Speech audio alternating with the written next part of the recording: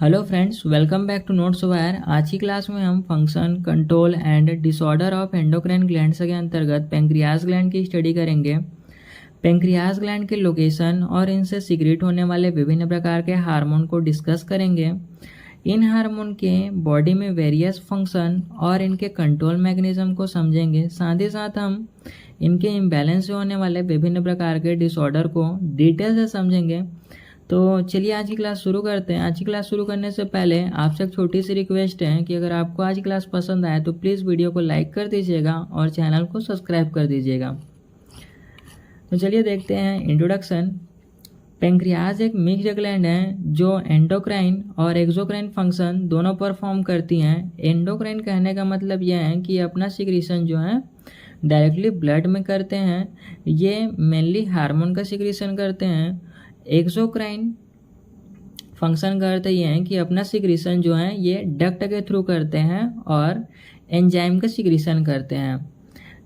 Pancreas gland जो होता है एंडोक्राइन और एक्सोक्राइन दोनों फंक्शन परफॉर्म करता है, इसलिए इसे हम हेट्रोक्राइन ग्लैंड भी कहते हैं। यह ग्लैंड डाइजेस्टिव सिस्टम और एंडोक्राइन सिस्टम का एक इम्पॉर्टेंट पार्ट है।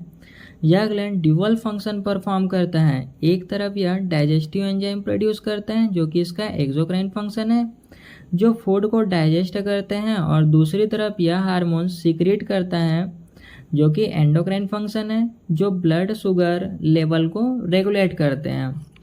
नेक्स्ट देखते हैं डेफिनेशन। पेंक्रियाज ग्लैंड एक मिक्स्ड ग्लैंड होता है जो एंडोक्राइन और एक्सोक्राइन फंक्शन परफॉर्म करते हैं। ये अभी हमने ऊपर इंट्रोडक्शन में देखा।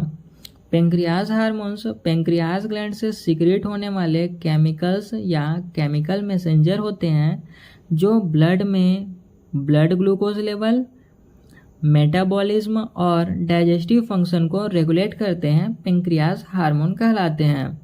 नेक्स्ट देखते हैं location and secretion of pancreas. First देखते हैं इनका लोकेशन।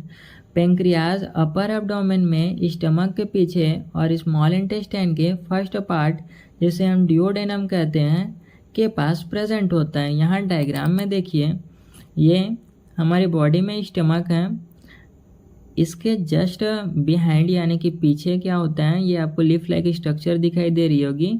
ये पेंक्रियाज ग्लैंड है जो कि स्टमक के पीछे और स्मॉल इंटेस्टाइन, यहाँ से स्मॉल इंटेस्टाइन जो है वो स्टार्ट होता है। यहाँ पे देखिए आप, ये सी शेप होता है यहाँ का पोर्शन, इसे हम ड्यूडेनम कहते हैं। स्मॉल इंटेस्टाइन का फर्स्ट पार्ट है, इनके पास पेंक्रियाज जो है प्रेजेंट है। इस डायग्राम से हम कुछ और चीज़ें समझ लेते हैं जो हमें आगे चलकर चीज़ों को समझने में हेल्प करेगी। जैसे ये आपको लीवर दिखाई दे रहा है, ये लीवर जो होता है बाइल का सिक्रीशन करता है। बाइल एक मिक्स सब्सटेंस होता है जिसमें एसिड, सॉल्ट और बाइलरोबिन जो होता है प्रेजेंट होता है। ये जो बाइल होता है वो एक स्टोरेज एरिया जिसे हम गाल ब्लैडर कहते हैं, इस गाल ब्लैडर में स्टोर होता है जो कि लीवर के पीछे प्रेजेंट होता है। और इसका जो सिक्रीशन है वो एक बाइल डक्ट के थ्रू स्मॉल इंटेस्टाइन में आता है। जो इसमें बाइलरोबिन प्रेजेंट है ना, इसी की वजह से जो हमारा फीसेस होता है, मल होता है, उसका जो कलर होता है वो येलो होता है। जो पेंक्रियाज ग्लैंड है ये भी अपना सिक्रीशन जो है इसी बाइल डक्ट के थ्रू स्मॉल इंटेस्टाइन में रिलीज करता है एक्सोक्राइन सिक्रीशन को। जो आपको ये ड्यूडेनम का सी शेप दिखाई दे रहा है या कर्व दिखाई दे रहा है, यहाँ तक का जो पोर्शन है पेंक्रियाज का, इसे हम हेड कहते हैं। मिडिल पोर्शन बॉडी कहलाता है, और ये जो आपको लास्ट पोर्शन दिखाई दे रहा है ये टेल कहलाता है, जो कि स्प्लीन के पास प्रेजेंट होता है। ये कुछ जानकारी थी जो हमें आगे चलकर बहुत हेल्प करेगी। तो चलिए हम इनके सिक्रीशन को देख लेते हैं कि पेंक्रियाज ग्लैंड से क्या क्या सिक्रीशन होते हैं, कौन से हार्मोन और कौन से एंजाइम्स। पेंक्रियाज दो तरह के सिक्रीशन प्रोड्यूस करता है, एक्सोक्राइन और एंडोक्राइन सिक्रीशन। फर्स्ट देखते हैं एक्सोक्राइन सिक्रीशन, यानी कि इनके सिक्रीशन के लिए क्या चाहिए, एक डक्ट की आवश्यकता होती है, एक नली की आवश्यकता होती है। पेंक्रियाज डाइजेस्टिव एंजाइम्स और बाइकार्बोनेट आयन का सिक्रीशन करता है। जो पेंक्रियाटिक डक्ट से होते हुए स्मॉल इंटेस्टाइन के ड्यूडेनम में रिलीज होता है। देखिए यहाँ डायग्राम में ये आपको पेंक्रियास ग्लैंड दिखाई दे रहे हैं। इसका जो 98% भाग होता है वहाँ पर एक्सोक्राइन सेल्स जो होते हैं प्रेजेंट होते हैं, यानी कि एक्सोक्राइन फंक्शन जो है वो परफॉर्म करेंगे। ये आपको सेल्स दिखाई दे रहे हैं ऐसे, इसको जूम इन करेंगे तो कुछ इस प्रकार से दिखाई देगा। ये सेल को हम एकिनार सेल से कहते हैं। इसी से एंजाइम का सिक्रीशन होता है जो कि इस डक्ट में रिलीज होता है और इस डक्ट के थ्रू इस बड़े वाले डक्ट में आता है और इसे हम पेंक्रियाटिक डक्ट कहते हैं। इसके थ्रू ये बाइल जो कॉमन बाइल डक्ट है उसके थ्रू होते हुए ये स्मॉल इंटेस्टाइन के फर्स्ट ऑफ ऑल ड्यूडेनम में रिलीज होता है। इसके साथ साथ एंजाइम के साथ साथ जो एकिनार सेल्स के नीचे कुछ और सेल्स जो प्रेजेंट है, यहाँ पे देखिए ये सेल्स जो होते हैं बाइकार्बोनेट का सिक्रीशन करते हैं। ये बाइकार्बोनेट भी ड्यूडेनम में आता है जो कि जो फूड होता है या जिसे हम काइम कहते हैं, जब ड्यूडेनम में आ जाते हैं तो वो काइम कहलाता है।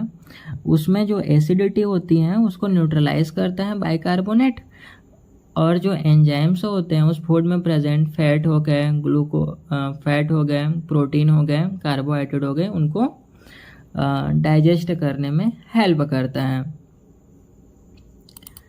इस प्रकार ये पेंक्रियास ग्लैंड का क्या हुआ, एक्सोक्राइन सिक्रीशन हो गया जो कि क्या करता है, डाइजेशन में हेल्प करता है। नेक्स्ट देखते हैं एंडोक्राइन सिक्रीशन। पेंक्रियास ग्लैंड के एंडोक्राइन पार्ट को आइसोलेट्स ऑफ लैंगरहैंस कहते हैं।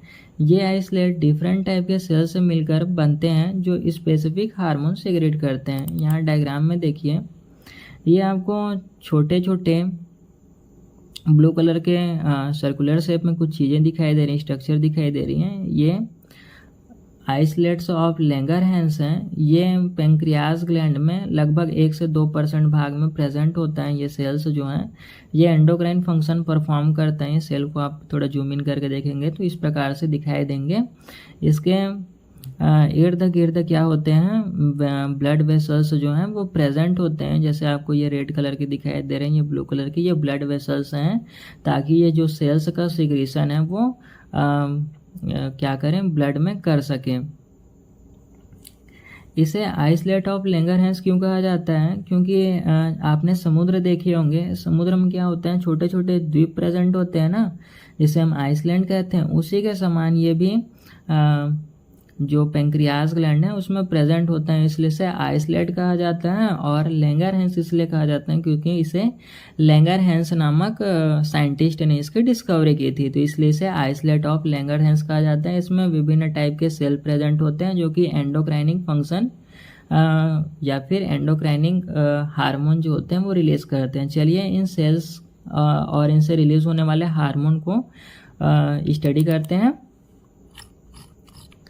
फर्स्ट है अल्फा सेल, ग्लूकागॉन हार्मोन को सिक्रेट करता है। यहाँ पे देखिए आप, ये अल्फा सेल्स हैं, ये ग्लूकागॉन हार्मोन जो है इसको सिक्रेट करता है। बीटा सेल इंसुलिन हार्मोन का सिक्रीशन करता है। ये आपको जो ब्लू कलर के, लाइट ब्लू कलर के दिखाई दे रहे हैं, बीटा सेल्स हैं, इंसुलिन हार्मोन का सिक्रीशन करेंगे। डेल्टा सेल सोमेटोस्टेटिन हार्मोन का सिक्रीशन करते हैं।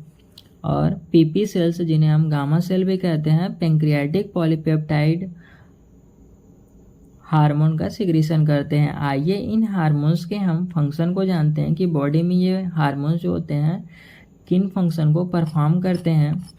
फर्स्ट हम देखते हैं इंसुलिन हार्मोन का फंक्शन।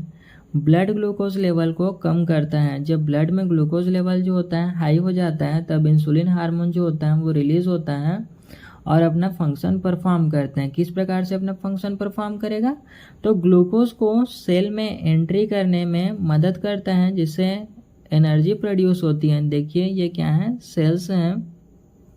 नॉर्मल कंडीशन में सेल्स में रिसेप्टर्स भी प्रेजेंट होते हैं और कुछ ग्लूकोज चैनल्स भी प्रेजेंट होते हैं जो कि क्लोज होते हैं।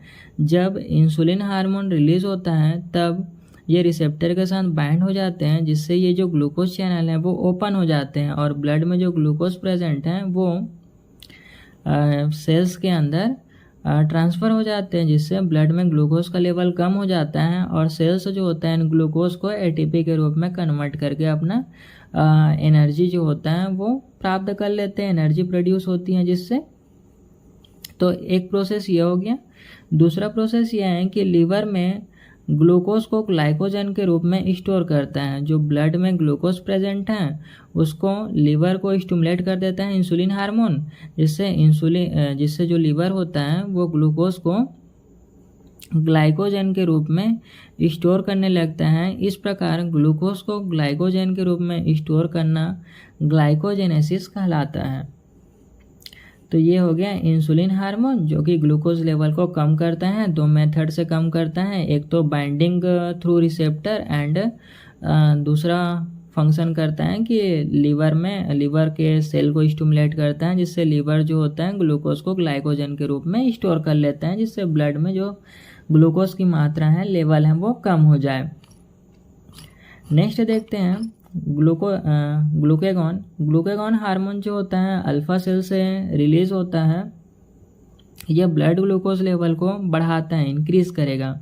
जब ब्लड में ग्लूकोज लेवल जो है वो कम हो जाता है तो पेंक्रियास से ग्लूकेगॉन हार्मोन जो है वो रिलीज होता है और लीवर में स्टोर्ड ग्लाइकोजन को ग्लूकोज में कन्वर्ट करते हैं। देखिए ग्लाइकोजन था वो इंसुलिन बनाया था, लीवर में स्टोर करके रखा था एक्स्ट्रा ग्लूकोज को, जिससे ग्लूकोज का लेवल कम हो गया था। तो अब इस ग्लूकेगॉन हार्मोन के रिलीज होने से जो लीवर में ग्लाइकोजन प्रेजेंट है वो ग्लूकोज में कन्वर्ट होगा।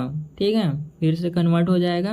इस प्रोसेस को हम ग्लाइकोजेनोलाइसिस कहते हैं। ग्लाइकोजेनोलाइसिस में जो लाइसिस जुड़ा है ना, इसका मतलब यह है कि इसका क्या हो रहा है, ग्लाइकोजन का ब्रेक डाउन हो रहा है। ब्रेक डाउन होने के बाद ग्लूकोज बन जाता है और ये ग्लूकोज जो है ब्लड में जाकर मिक्स हो जाएगा, जिससे जो ब्लड है उसमें ग्लूकोज लेवल जो है वो इंक्रीज हो जाएगा। साथ ही साथ ग्लूकोनियोजेनेसिस को स्टिमुलेट करता है। ग्लूकोनियोजेनेसिस एक प्रोसेस होता है जिसमें जो लीवर होता है ना वो ग्लाइकोजन को छोड़कर जो फैट हो गए, कार्बोहाइड्रेट हो गए, उनसे ग्लूकोज का फॉर्मेशन करते हैं, जिससे क्या होगा, ब्लड में ग्लूकोज लेवल जो है वो इंक्रीज हो जाएगा। नेक्स्ट देखते हैं pancreatic polypeptide hormone. Pancreatic polypeptide hormone जो होता है पैंक्रियाटिक एंजाइम्स और बाइकार्बोनेट सिक्रेशन को रेगुलेट करता है। मतलब जो पेंक्रियाज है उसके जो एक्सोक्राइन फंक्शन है उसको क्या करते हैं, रेगुलेट करते हैं। साथ ही साथ गैस्ट्रिक सिक्रेशन यानी कि जो स्टमक होता है वो क्या करते हैं, गैस्ट्रिक जूस रिलीज करते हैं जैसे HCl। और मोटिलिटी यानी कि उनके मसल सेल में एक मोटिलिटी पाया जाता है जो कि डाइजेशन को हेल्प करता है, इसको इन्फ्लुएंस करता है। इस प्रकार हम कह सकते हैं कि जो पैंक्रियाटिक पॉलीपेप्टाइड होता है वो एक्सोक्राइन फंक्शन में क्या करता है, रेगुलेट करेगा एक्सोक्राइन फंक्शन को और हेल्प करेगा उसमें। नेक्स्ट है सोमेटोस्टेटिन। स्टेटिन का मतलब होता है कि स्टैटिक कर देना, किसी भी चीज़ को रोक देना। इंसुलिन और ग्लूकागॉन दोनों के सिक्रेशन को इनहिबिट कर देता है सोमेटोस्टेटिन हार्मोन जो है। साथ ही साथ डाइजेस्टिव सिस्टम के फंक्शन को भी स्लो करता है। ये इस प्रकार हार्मोन के कुछ फंक्शन हो गए। अब इन हार्मोन्स का कंट्रोल जो है किस प्रकार से होता है उसको जो देख लेते हैं। Control of pancreas hormones. Insulin और glucagon secretion primarily blood glucose level पर डिपेंड करता है। जैसे ब्लड का ग्लूकोज लेवल जो होता है हाई होता है तब इंसुलिन जो होता है वो सीक्रेट होता है ताकि वो ब्लड के ग्लूकोज लेवल को कम कर सके। साथ ही साथ जब इंसुलिन सीक्रेट होता है तो जो ग्लूकागॉन हार्मोन है उसका जो सिक्रीशन है वो इनहिबिट हो जाता है, रुक जाता है। लो ब्लड ग्लूकोज लेवल होने पर ग्लूकागॉन सिक्रीशन होता है ताकि ग्लूकोज लेवल को इंक्रीज कर सके। और साथ ही साथ जो इंसुलिन हार्मोन है वो क्या हो जाएगा, इस समय रुक जाएगा। इंसुलिन हार्मोन का सिक्रीशन है वो इनहिबिट हो जाएगा, रुक जाएगा। इस प्रकार से क्या हो रहा है कि एक हार्मोन के सिक्रीशन से दूसरा हार्मोन जो है वो रुक जाएगा और दूसरे हार्मोन के सिक्रीशन से पहला हार्मोन जो है वो रुक जाएगा। इस प्रकार से ये आपस में कोऑर्डिनेट वे में क्या करते हैं, फंक्शन परफॉर्म करते हैं और अपना सिक्रीशन प्रोड्यूस करते हैं। साथ ही साथ एक नेगेटिव फीडबैक मैकेनिज्म भी वर्क करता है जो कि ओवर प्रोडक्शन को रोकता है। इंसुलिन और ग्लूकागॉन सिक्रीशन एक नेगेटिव फीडबैक मैकेनिज्म के थ्रू कंट्रोल होता है। जब blood glucose level target range में आ जाता है, टारगेट रेंज का सेंस ये है कि ये इम्बैलेंस हो जाता है, बैलेंस हो जाता है। जैसे अगर हम नॉर्मल ग्लूकोज लेवल की बात करें तो वो 70 से 100 पर डेसीलीटर होता है। इस लेवल में आ जाएगा तब नेगेटिव फीडबैक जो है वो मैकेनिज्म जो है स्टार्ट हो जाता है और इंसुलिन और ग्लूकागॉन के रिलीज को कम कर देगा या फिर इनहिबिट कर देगा, रोक देता है, ताकि जो ग्लूकोज का लेवल है वो क्या हो जाए, स्टेबल हो जाए। तो इस प्रकार से जो हार्मोन्स हैं, एंडोक्राइन हार्मोन्स हैं पेंक्रियास ग्लैंड द्वारा सीक्रेट, उनका कंट्रोल होता है। जब ये कंट्रोल मैकेनिज़्म जो होता है सही से वर्क नहीं करता है, यानी कि या तो हार्मोन्स का ओवर प्रोडक्शन होने लगेगा या तो लो प्रोडक्शन होने लगेगा, तो बॉडी में विभिन्न प्रकार के डिसऑर्डर या डिसीज़ हमें देखने को मिलते हैं। चलिए इन डिसऑर्डर को हम एक बार स्टडी कर लेते हैं। हाइपरग्लाइसीमिया फर्स्ट डिसऑर्डर है हाइपरग्लाइसीमिया। हाइपर का मतलब होता है हाई, ग्लाइसीमिया का मतलब होता है ग्लूकोज। जब ग्लूकोज का लेवल हाई हो जाता है तो इसे हम हाइपरग्लाइसीमिया कहते हैं। इससे क्या हो जाएगा, ग्लूकोज का लेवल हाई हो जाता है तो डायबिटीज़ हो जाता है। इसे डायबिटीज़ मेलिटस कहा जाता है, यानी कि शुगर की बीमारी हो जाती है। शुगर की बीमारी या डायबिटीज़ मेलिटस दो टाइप से होते हैं। पहला टाइप देखते हैं जिसे हम टाइप 1 डायबिटीज़ कहते हैं, या ऑटो इम्यून डिसऑर्डर है जिसमें इम्यून सिस्टम पेंक्रियास के बेटा सेल को डिस्ट्रॉय कर देता है जो इंसुलिन प्रोड्यूस करते हैं। इसका रिजल्ट इंसुलिन डिफिशियंसी होता है और ब्लड शुगर लेवल बहुत हाई हो जाता है। देखिए डायग्राम से समझते हैं। हमें पता है कि जो पेंक्रियास है उसमें आइसोलेट्स ऑफ लैंगरहैंस प्रेजेंट होते हैं जिसमें विभिन्न प्रकार के सेल्स प्रेजेंट होते हैं जो कि एंडोक्राइन सिक्रीशन प्रेजेंट करते हैं, जिसमें से बीटा सेल आपको ये ब्लू कलर के दिखाई दे रहे हैं, ये बीटा सेल हैं।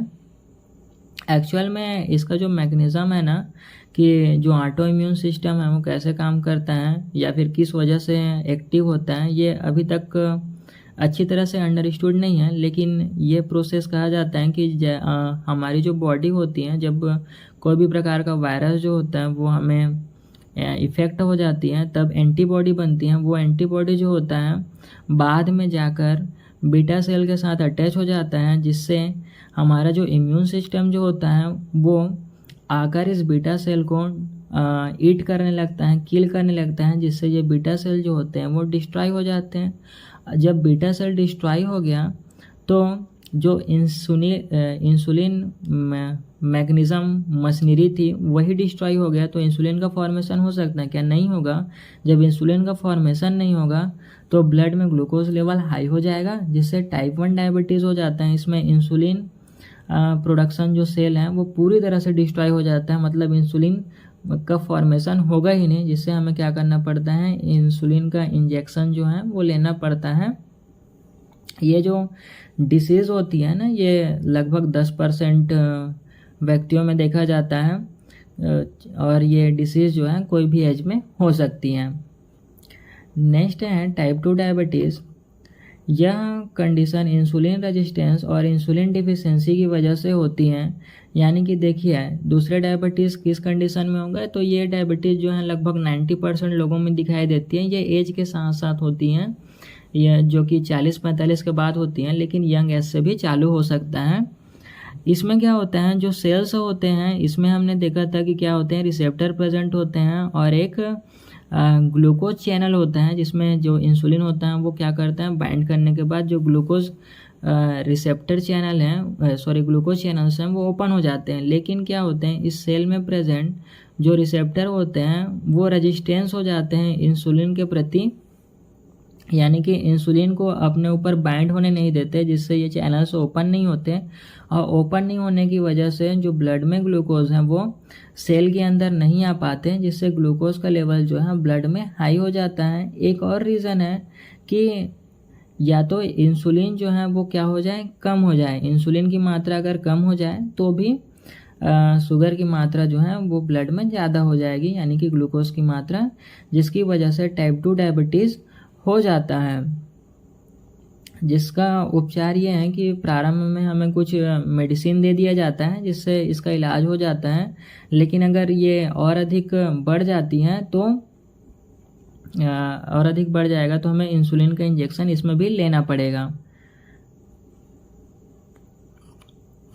नेक्स्ट देखते हैं सिम्टम्स ऑफ डायबिटीज़। डायबिटीज़ के कुछ सिम्टम्स होते हैं, जैसे फ्रीक्वेंट यूरिनेशन, यानी कि लगातार हमें यूरिन डिस्चार्ज होता है, इसे पॉली यूरिनेशन कहते हैं।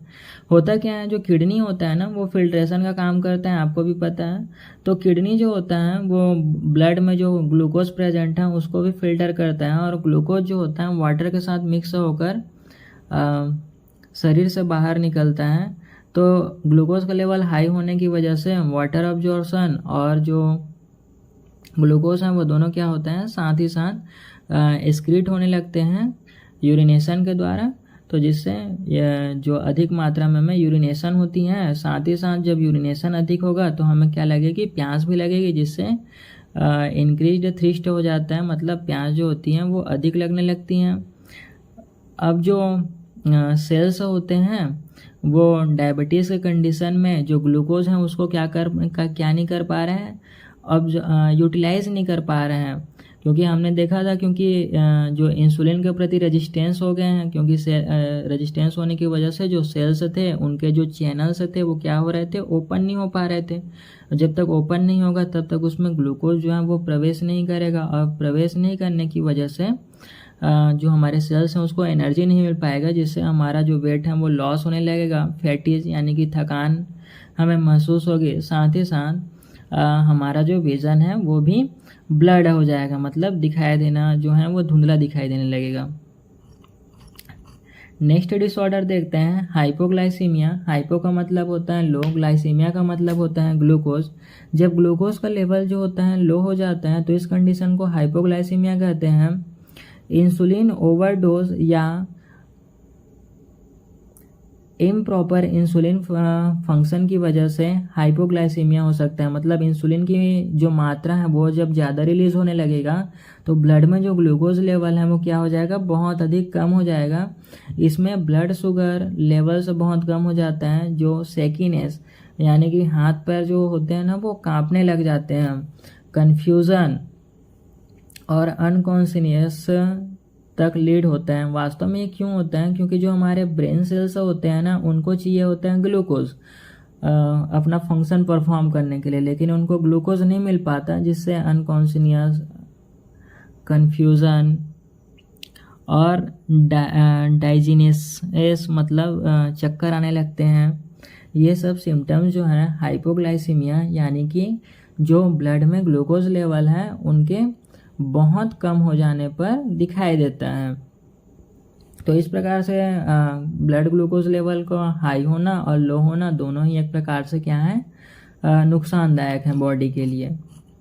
नेक्स्ट देखते हैं सोमेटोस्टेटिनोमा, जो कि सोमेटोस्टेटिन हार्मोन में ट्यूमर बनने की वजह से होता है। सोमेटोस्टेटिन हार्मोन के एक्सेस प्रोडक्शन से होता है, जो कि डेल्टा सेल में ट्यूमर बनने से होता है।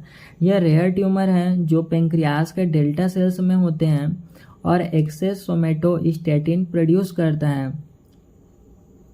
ट्यूमर होने की वजह से सोमेटोस्टेटिन जो है वो अधिक मात्रा में प्रोड्यूस होता है, जिससे क्या होगा, सोमेटोस्टेटिन हार्मोन का हमने फंक्शन देखा था, क्या करता है ये इनहिबिटरी यानी कि स्टैटिक कंडीशन में लाने का काम करता है, कोई भी हार्मोन को रोक देता है उसके प्रोडक्शन को या सिक्रीशन को। जैसे अब क्या करेगा, जब सोमेटोस्टेटिन हो जाएगा तब ये ग्लूकेगॉन और जो इंसुलिन है इसके सिक्रीशन को रोक देता है, और जिससे मल्टीपल हार्मोनल इम्बैलेंस जो होते हैं वो क्रिएट हो जाते हैं। नेक्स्ट देखते हैं कंक्लूजन। पेंक्रियाज और इसके हार्मोन्स बॉडी के ग्लूकोज, होमोस्टेसिस और डाइजेस्टिव फंक्शन में क्रूशियल रोल प्ले करते हैं। देखिए जो ग्लूकोज लेवल है ये एंडोक्राइन फंक्शन द्वारा क्या होते हैं, रेगुलेट होते हैं, और जो डाइजेस्टिव फंक्शन है वो एक्सोक्राइन फंक्शन द्वारा रेगुलेट होते हैं। इन दोनों को रेगुलेट करना जो है पैंक्रियाज ग्लैंड का इम्पॉर्टेंट फंक्शन होता है। पैंक्रियाज के हार्मोन का बैलेंस वाइटल है, यानी कि जो पैंक्रियाज का हार्मोन है उनका बैलेंस होना क्या होना है, अति आवश्यक होता है हेल्थ के लिए। और इनके इम्बैलेंस से सेवर मेटाबॉलिक डिसऑर्डर हो सकते हैं। ताकि हमारा हेल्थ जो है वो क्या रहे, अच्छे से बना रहे। अगर इनका इम्बैलेंस हो जाता है तो हमें अनेक मेटाबॉलिक डिसऑर्डर हो जाते हैं, जिसकी स्टडी हमने अभी अभी देखी थी, जिसमें प्रमुख जो डिसऑर्डर है वो है डायबिटीज़। साथ ही साथ हमें हाइपोग्लाइसीमिया भी हो जाता है। इन डिसऑर्डर को अंडरस्टैंड करना यानी कि समझना और मैनेज करना जरूरी है, मतलब इनका प्रॉपर डायग्नोसिस लेना जरूरी है। लास्ट है reference text book of endocrinology by R.H. Williams, medical physiology by W.F. Ganong. Thanks for watching.